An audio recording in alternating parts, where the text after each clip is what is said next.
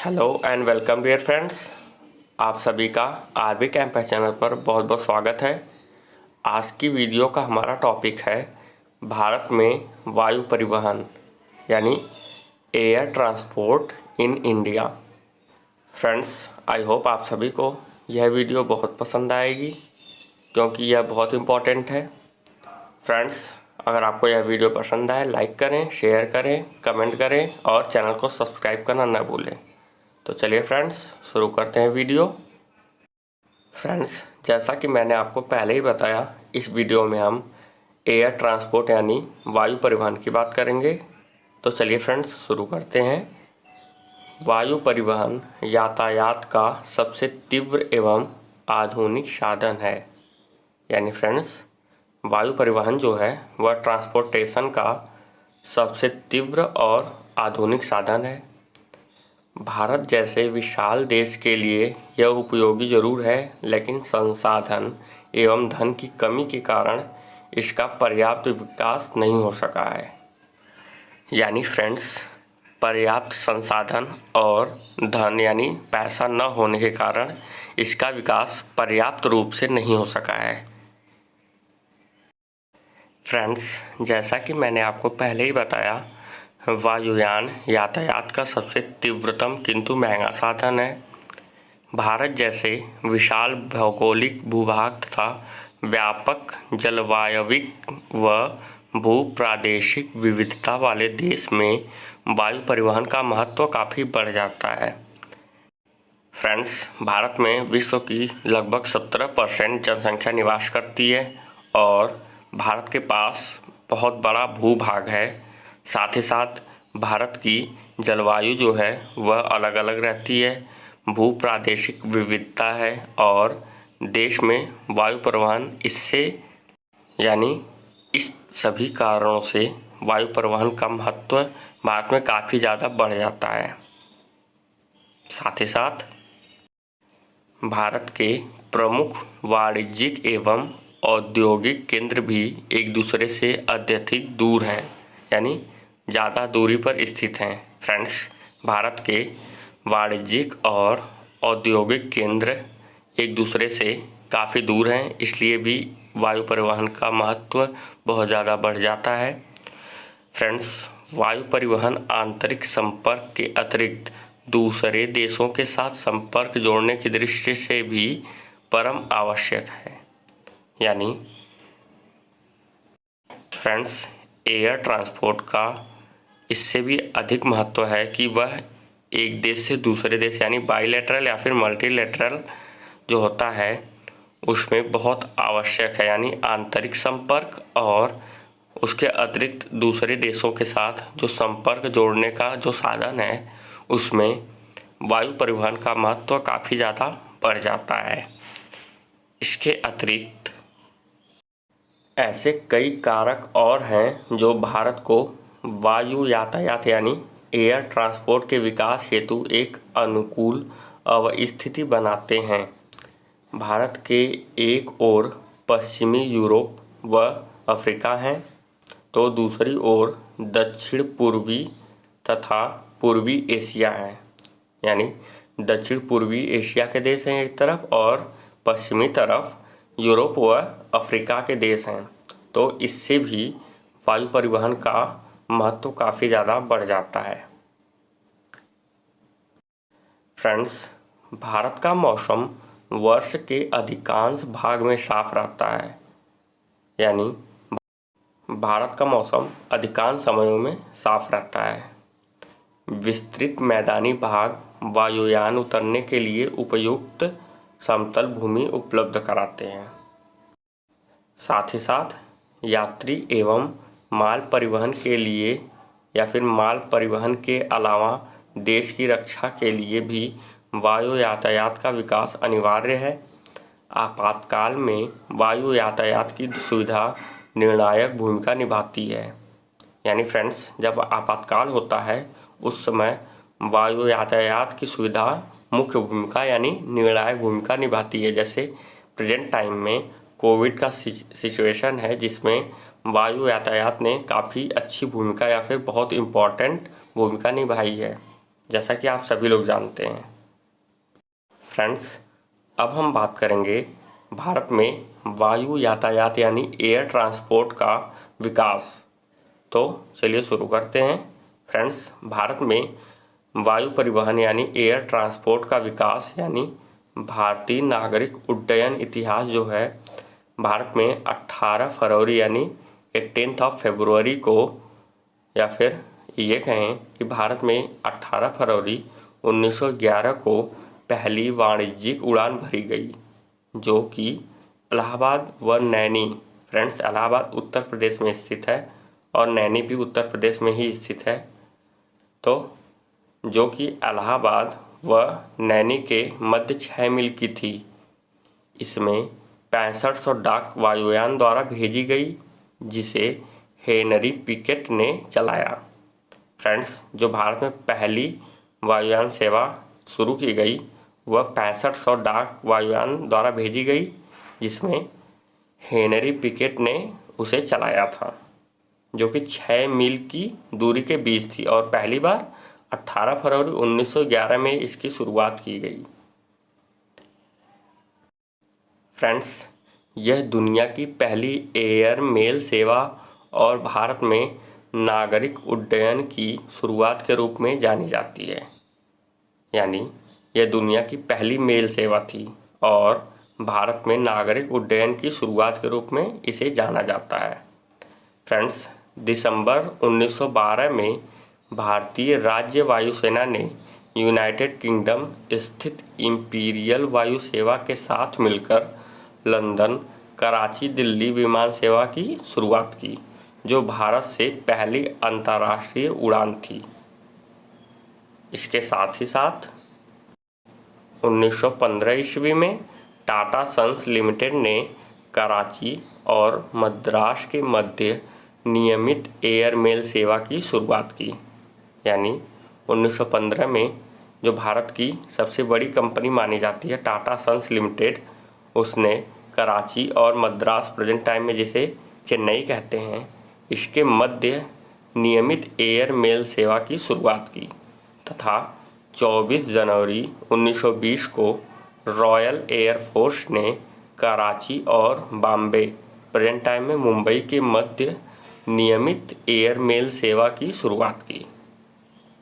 इसके साथ ही साथ यानी इसके बाद भारत में नागरिक हवाई अड्डों का निर्माण 1924 में शुरू किया गया। यानी फ्रेंड्स, अगर आपसे यह पूछा जाए कि भारत में नागरिक हवाई अड्डों का शुरुआत यानी निर्माण कब से शुरू हुआ, तो इसका आंसर होगा 1924 यानी 1924 ईस्वी में।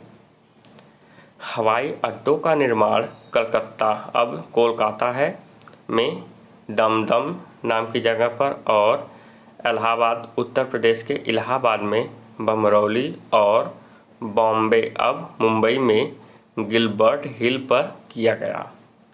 यानी हवाई अड्डों का निर्माण जो है वह कलकत्ता यानी कोलकाता में, कोलकाता के दमदम में, जो पश्चिम बंगाल की राजधानी कोलकाता है, वहाँ के एक दमदम नामक स्थान पर किया गया, और उत्तर प्रदेश के इलाहाबाद में बमरौली नामक स्थान पर, और बॉम्बे यानी मुंबई में गिलबर्ट हिल पर इसका निर्माण किया गया। इसके बाद 1932 यानी 1932 में टाटा सन्स लिमिटेड का एक प्रभाग टाटा एयरलाइंस के रूप में अस्तित्व में आया। यानी 1932 में टाटा सन्स लिमिटेड का एक प्रभाग यानी एक भाग जो है टाटा एयरलाइंस के रूप में अस्तित्व में यानी उसका निर्माण किया गया। फ्रेंड्स, 15 अक्टूबर को कराची, अहमदाबाद, बॉम्बे, बेल्लारी, मद्रास के बीच विमान सेवा चालू की गई। यानी 1932 में 15 अक्टूबर को कराची, अहमदाबाद, बॉम्बे, बेल्लारी, मद्रास के मध्य विमान सेवा चालू की गई। इसी को डाक ने या फिर इसी को डाक ले जाने का कार्य सौंपा गया।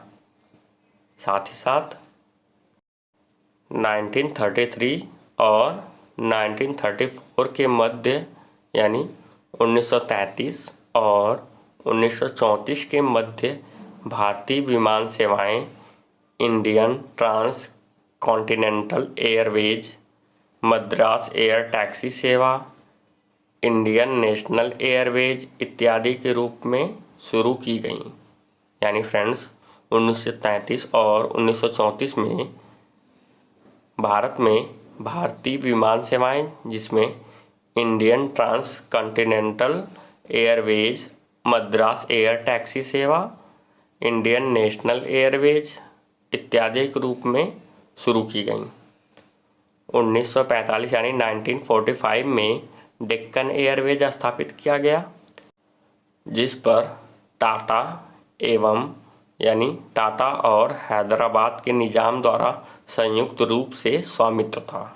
फ्रेंड्स 1945 में जो डेक्कन एयरवेज की स्थापना की गई, उस पर मालिकाना हक टाटा का था, यानी टाटा कंपनी का था, और हैदराबाद के निजाम द्वारा संयुक्त रूप से स्वामित्व था, यानी मालिकाना हक था दोनों लोगों का। इसके बाद 1946 यानी 1946 ईस्वी में टाटा एयरलाइंस का नाम बदलकर एयर इंडिया कर दिया गया। यानी फ्रेंड्स, अगर आपसे यह पूछे कि टाटा एयरलाइंस का नाम बदलकर एयर इंडिया कब किया गया, तो इसका आंसर होगा 1946 यानी 1946 ईस्वी में। इसके बाद भारत की स्वतंत्रता के बाद 1948 यानी 1948 में एयर इंडिया इंटरनेशनल लिमिटेड नाम के तहत अंतर्राष्ट्रीय यानी इंटरनेशनल सर्विसेज के लिए या फिर इंटरनेशनल सर्विसेज के संचालन के लिए एयर इंडिया और भारत सरकार के मध्य समझौते पर हस्ताक्षर किए गए। इसके बाद 8 जून यानी 8 जून 1948 को एयर इंडिया ने मुंबई और लंदन वाया काहिरा और जिनेवा, यानी मुंबई से लंदन जाने के लिए उसके बीच काहिरा और जिनेवा से होके जाना पड़ेगा, इसके मध्य साप्ताहिक उड़ान के साथ अपनी अंतर्राष्ट्रीय सेवाओं का उद्घाटन किया। इसके बाद मार्च 1953 में भारतीय संसद ने एयर निगम अधिनियम पारित कर दिया और वायु परिवहन का राष्ट्रीयकरण कर दिया तथा सभी विमान कंपनियों को 2 नवनिर्मित निगमों में शामिल कर दिया गया। इसके बाद फ्रेंड्स, एक निगम का नाम इंडियन एयरलाइंस रखा गया, जिसका काम देश के भीतरी भागों में वायु सेवाएं चलाने का है। यानी फ्रेंड्स, एक जो निगम था उसमें से उसका नाम इंडियन एयरलाइंस रखा गया, जो भारत के अंदर यानी भारत के भीतर वायु सेवाएं प्रदान करेगी। इसे पड़ोसी देशों से भी वायु संपर्क स्थापित करने का भार सौंपा गया, यानी यह भारत के पड़ोसी देशों के साथ भी वायु सेवाएं संचालित करेगी। इसके बाद दूसरे निगम का नाम एयर इंडिया इंटरनेशनल रखा गया, जिसे लंबी दूरी के लिए या फिर लंबी दूरी के अंतर्राष्ट्रीय मार्गों पर वायु सेवाएं प्रदान करने की जिम्मेदारी सौंपी गई।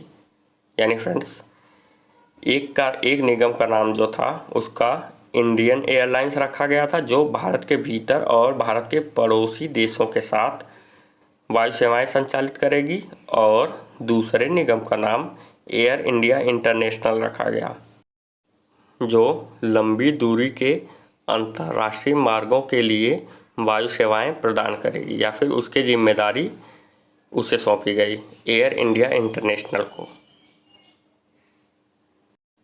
इस समय पूर्ण स्वतंत्र घरेलू एयरलाइंस यानी एयरलाइन या फिर एयरलाइंस 8 हैं, जिसमें Deccan Airways, Airways India, Bharat Airways, Himalayan aviation, Kalinga airlines, Indian National Airways और एयर इंडिया, जिनका भारत की वायु सेनाओं में विलय कर दिया गया है। फ्रेंड्स, भारत अंतर्राष्ट्रीय विमान संगठन यानी ICAO का सदस्य है और शुरू से ही इसकी परिषद में शामिल रहा है। नागर विमान क्षेत्र की कार्यप्रणाली को 3 मुख्य भागों में बांटा जा सकता है, जो इस प्रकार हैं: नियामक, परिचालन संबंध और मूलभूत संरचनात्मक ढांचा। इन तीनों भागों में कार्यप्रणाली को बांटा जा सकता है। इसके बाद फ्रेंड्स, अब हम बात करेंगे ग्रीनफील्ड हवाई अड्डा यानी ग्रीनफील्ड हवाई अड्डा के बारे में। तो चलिए फ्रेंड्स शुरू करते हैं। जब पुराने हवाई अड्डा से दूर नए स्थल पर बिल्कुल नवीन हवाई अड्डा का निर्माण किया जाता है तो इसे या फिर उसे ग्रीनफील्ड हवाई अड्डा कहा जाता है। यानी फ्रेंड्स, अगर आपसे यह पूछा जाए ग्रीनफील्ड हवाई अड्डा किसे कहते हैं तो इसका आंसर होगा पुराने हवाई अड्डा से दूर नए स्थल पर बिल्कुल नवीन हवाई अड्डा का निर्माण किया जाता है, उसे ग्रीनफील्ड हवाई अड्डा कहा जाता है। इसका निर्माण तब किया जाता है जब पुराने हवाई अड्डे में विस्तार द्वारा यातायात को सुगम बनाने की गुंजाइश नहीं रह जाती है। यानी जब पुराने हवाई अड्डे पर विस्तार यानी विकास नहीं हो सकता तो नए हवाई अड्डे का निर्माण किया जाता है, उसे ग्रीनफील्ड हवाई अड्डा कहते हैं। फ्रेंड्स, ग्रीनफील्ड शब्द जिसकी उत्पत्ति सॉफ्टवेयर इंजीनियरिंग क्षेत्र से हुई है। यहाँ ग्रीनफील्ड परियोजना ऐसी परियोजनाओं को कहा जाता है जो बिल्कुल नए रूप में शुरू की गई हों तथा उन पर पहले से किए गए कार्य का कोई प्रभाव न हो। साथ ही साथ फ्रेंड्स, वैसी परियोजनाएं जो पहले से चलाई जा रही हैं या फिर परियोजनाओं में सुधार करके या उनका उन्नयन करके बनाई जाती हैं, उन्हें ब्राउनफील्ड परियोजनाएं कहते हैं। यानी फ्रेंड्स, वह परियोजना जो पहले से चलाई जाती हैं और साथ ही साथ उसमें सुधार करके उनका उन्नयन यानी नयापन किया जाता है, उन्हें ब्राउनफील्ड परियोजना कहते हैं। फ्रेंड्स, जैसा कि मैंने आपको पहले ही बताया है, वायुयान सेवा प्रदान करने हेतु सरकार के नियंत्रण में 2 प्रमुख कंपनियां थीं, जिसमें पहला इंडियन एयरलाइंस जो घरेलू सेवा एवं पड़ोसी देशों के साथ सेवा देती थी और एयर इंडिया जो विदेशी सेवा देती थी। वर्तमान में इंडियन एयरलाइंस का एयर इंडिया में विलय कर दिया गया है। निजी क्षेत्र में कई विमान सेवा प्रदाता कंपनियां कार्यरत हैं, जिसमें किंगफिशर, जेट एयरवेज, इंडिगो आदि ये सारी कंपनियां निजी क्षेत्र में कार्य कर रही हैं या फिर कार्यरत हैं। इसके बाद पवन हंस हेलीकॉप्टर्स लिमिटेड, तेल एवं प्राकृतिक गैस निगम ऑयल इंडिया लिमिटेड निजी संस्थानों एवं राज्य सरकारों को हेलीकॉप्टर सेवाएं प्रदान करती हैं। फ्रेंड्स, अब हम बात करेंगे वायु यातायात की समस्याओं के बारे में। तो चलिए शुरू करते हैं। यद्यपि 1947 के बाद देश में हवाई यातायात यानी एयर ट्रांसपोर्टेशन के क्षेत्र में उल्लेखनीय प्रगति की गई, फिर भी स्थिति को पूर्णतः संतोषप्रद नहीं माना जा सकता। विशेषतः विकसित देशों के साथ तुलना करने पर कई बड़े शहरों तथा अभी भी वायु सेवाएं नहीं पहुंची हैं। यानी कई बड़े शहरों तक अभी भी वायु सेवाएं नहीं पहुंची हैं। विमान यात्रा करने वालों में बड़े उद्योगपतियों तथा नौकरशाहों का मात्र छोटा सा समूह शामिल है। इसके बावजूद वायु सेवाओं पर निरंतर दबाव की स्थिति बनी रहती है तथा कुछ व्यस्त मार्गों पर ये सेवाएं परिवहन की ज़रूरतों को पूरा कर पाने की दृष्टि से अपर्याप्त सिद्ध होती हैं। भारत की विस्तार योजनाओं में सबसे अधिक बाधा है उच्च ईंधन तथा विमानों के मूल्य के संबंध में विदेशी स्रोतों पर निर्भर होना, यानी भारत पे जो वायु परिवहन के बीच समस्याएं हैं उसमें उच्च ईंधन तथा विमानों के मूल्य के संबंध में सबसे ज़्यादा विदेशी स्रोतों पर निर्भर होना यह समस्याओं का मुख्य कारण है। साथ ही साथ फ्रेंड्स 24 अगस्त 2007 को सार्वजनिक क्षेत्र की विमानन कंपनियां एयर इंडिया एवं भारतीय विमान निगम यानी इंडियन एयरलाइंस का विलय हो गया था। यह दोनों कंपनियां अब national aviation company of India limited यानी NACIL के नाम से कार्यरत हो गई हैं। कंपनी का ब्रांड नेम एयर इंडिया है और मैं आपको एयर इंडिया के बारे में कुछ और बताता हूँ। फ्रेंड्स, एयर इंडिया का मुख्यालय नई दिल्ली में है और निगमित यानी जहाँ से कार्यालय होता है, जहाँ से कार्य होता है उसका कार्यालय मुंबई में है। शुभंकर यानी मैस्कॉट महाराजा हैं और एयर इंडिया का प्रतीक चिन्ह यानी लोगो उड़ते हुए हंस में नारंगी रंग का कोणार्क चिन्ह यानी कोणार्क चक्र है। तो चलिए फ्रेंड्स, अब हम अपनी वीडियो में आगे बढ़ते हैं। फ्रेंड्स, भारतीय विमानपत्तनम प्राधिकरण का गठन 1 अप्रैल 1995 ईस्वी को किया गया। प्राधिकरण देश में अंतर्राष्ट्रीय हवाई अड्डे, घरेलू हवाई अड्डे और नागरिक विमान टर्मिनल का प्रबंधन करता है। यानी अगर आपसे यह पूछा जाए भारतीय विमानपत्तनम प्राधिकरण का गठन कब किया गया, तो इसका आंसर है 1 अप्रैल 1995 यानी 1 अप्रैल 1995।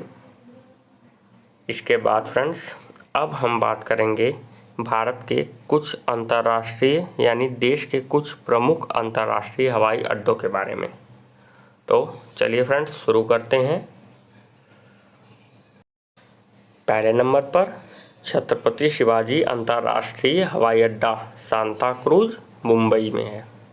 इसके बाद दूसरे नंबर पर इंदिरा गांधी अंतर्राष्ट्रीय हवाई अड्डा पालम दिल्ली।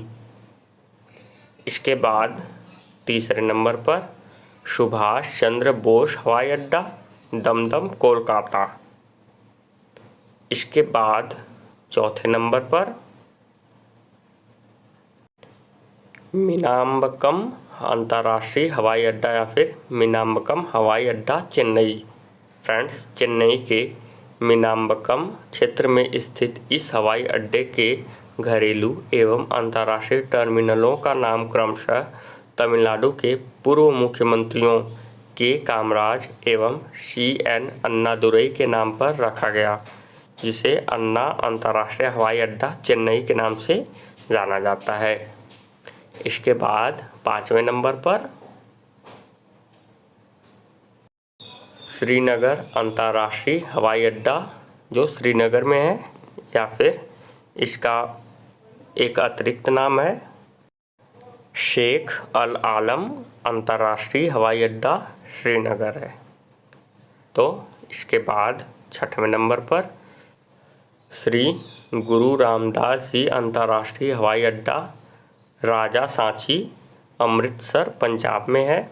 फ्रेंड्स, इस हवाई अड्डे का नामकरण सिखों के चौथे गुरु श्री रामदास जी के नाम पर रखा गया है। यानी जो छठवें नंबर पर है श्री गुरु रामदास जी अंतर्राष्ट्रीय हवाई अड्डा, इसका नामकरण या फिर इसका नाम सिखों के चौथे गुरु श्री रामदास जी के नाम पर रखा गया है। इसके बाद सातवें नंबर पर चंडीगढ़ अंतर्राष्ट्रीय हवाई अड्डा।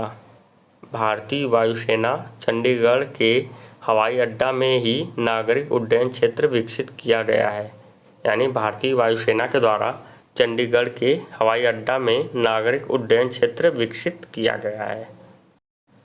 इसके बाद आठवें नंबर पर जॉली ग्रांट हवाई अड्डा देहरादून उत्तराखंड है। इसके बाद नौवें नंबर पर चौधरी चरण सिंह अंतर्राष्ट्रीय हवाई अड्डा लखनऊ उत्तर प्रदेश। इसके बाद 10वें नंबर पर लाल बहादुर शास्त्री अंतर्राष्ट्रीय हवाई अड्डा बाबतपुर वाराणसी उत्तर प्रदेश। इसके बाद हमारे 11वें नंबर पर जयप्रकाश नारायण अंतर्राष्ट्रीय हवाई अड्डा पटना बिहार। इसके बाद 12वें नंबर पर बिरसा मुंडा अंतर्राष्ट्रीय हवाई अड्डा रांची झारखंड। फ्रेंड्स, झारखंड की राजधानी रांची है, जहां पे बिरसा मुंडा अंतर्राष्ट्रीय हवाई अड्डा स्थित है। इसके बाद जयपुर अंतर्राष्ट्रीय हवाई अड्डा, जो संगानेर जयपुर राजस्थान में स्थित है। इसके बाद 14वें नंबर पर महाराणा प्रताप घरेलू हवाई अड्डा दाबोक, जो उदयपुर राजस्थान में स्थित है। इसके बाद 15वें नंबर पर सरदार वल्लभ भाई पटेल अंतर्राष्ट्रीय हवाई अड्डा हुनसोल अहमदाबाद गुजरात। इसके बाद 16वें नंबर पर राजा भोज अंतर्राष्ट्रीय हवाई अड्डा गांधीनगर भोपाल से 15 किलोमीटर दूर मध्य प्रदेश। इसके बाद 17वें नंबर पर देवी अहिल्याबाई होलकर हवाई अड्डा इंदौर मध्य प्रदेश। फ्रेंड्स, ये सारी लिस्ट प्रमुख अंतर्राष्ट्रीय हवाई अड्डों की है। इसके बाद 18वें नंबर पर स्वामी विवेकानंद अंतर्राष्ट्रीय हवाई अड्डा माना रायपुर छत्तीसगढ़ में है। इसके बाद 19वें नंबर पर लोकप्रिय गोपीनाथ बोरदोलाई या फिर बोरदोलोई अंतर्राष्ट्रीय हवाई अड्डा बोरझार गुवाहाटी आसाम या फिर असम में है। इसके बाद 20वें नंबर पर बीजू पटनायक अंतर्राष्ट्रीय हवाई अड्डा भुवनेश्वर उड़ीसा। इसके बाद हमारे 21वें नंबर पर भारत रत्न बाबा साहेब भीमराव अंबेडकर या फिर भारत रत्न बाबा साहेब डॉक्टर BR अंबेडकर अंतर्राष्ट्रीय हवाई अड्डा नागपुर महाराष्ट्र। 22वें नंबर पर गोवा अंतर्राष्ट्रीय हवाई अड्डा डाबोलिम वास्को डी गामा गोवा। फ्रेंड्स, 23वें नंबर पर केम्पेगौड़ा अंतर्राष्ट्रीय हवाई अड्डा देवनहल्ली बेंगलुरु से 40 किलोमीटर दूर पर है, जो कर्नाटक में है। इसके बाद 24वें नंबर पर राजीव गांधी अंतर्राष्ट्रीय हवाई अड्डा शमशाबाद हैदराबाद से 22 किलोमीटर दूर स्थित है, जो इस टाइम तेलंगाना राज्य में स्थित है। 25वें नंबर पर कोच्चि अंतर्राष्ट्रीय हवाई अड्डा नेदुम्बासेरी, जो कि कोच्चि शहर से 30 किलोमीटर दूर है और केरल में स्थित है। इसके बाद 26वें नंबर पर त्रिवेंद्रम अंतर्राष्ट्रीय हवाई अड्डा, जो केरल की राजधानी तिरुवनंतपुरम में स्थित है। इसके बाद 27वें नंबर पर वीर सावरकर अंतर्राष्ट्रीय हवाई अड्डा पोर्ट ब्लेयर अंडमान एवं निकोबार द्वीप समूह में स्थित है। फ्रेंड्स, या फिर वीर सावरकर अंतर्राष्ट्रीय हवाई अड्डा पोर्ट ब्लेयर। फ्रेंड्स, इसके अलावा मंगलुरु अंतर्राष्ट्रीय हवाई अड्डा मंगलुरु और कोयम्बटूर अंतर्राष्ट्रीय हवाई अड्डा कोयम्बटूर। इसके बाद तिरुचिरापल्ली अंतर्राष्ट्रीय हवाई अड्डा तिरुचिरापल्ली और लाल बहादुर शास्त्री अंतर्राष्ट्रीय हवाई अड्डा वाराणसी उत्तर प्रदेश को, या फिर ये कहें इन सभी हवाई अड्डों को अक्टूबर 2012 में अंतर्राष्ट्रीय हवाई अड्डे का दर्जा मिला। यानी इन सभी हवाई अड्डों को अक्टूबर 2012 में अंतर्राष्ट्रीय हवाई अड्डे घोषित किया गया। फ्रेंड्स, यह वीडियो यहीं समाप्त होती है। आई होप आप सभी को यह वीडियो बहुत पसंद आई होगी। अगर आप सभी को यह वीडियो पसंद आई है, लाइक करें, ज़्यादा से ज़्यादा शेयर करें, साथ ही साथ कमेंट करें कि आपको यह वीडियो कैसी लगी। और अगर आप आरबी कैंपस चैनल पर नए हैं या फिर आपने आरबी कैंपस चैनल को सब्सक्राइब नहीं किया है तो आप सभी से रिक्वेस्ट है आरबी कैंपस चैनल को सब्सक्राइब कर लें, साथ ही साथ बेल आइकन यानी घंटी के बटन को ज़रूर दबाएं, जिससे कि इस चैनल पर आने वाली सभी वीडियोज़ की नोटिफिकेशन आप तक सबसे पहले पहुंचे। मिलते हैं अगली वीडियो में। आप सभी का वीडियो देखने के लिए बहुत बहुत धन्यवाद।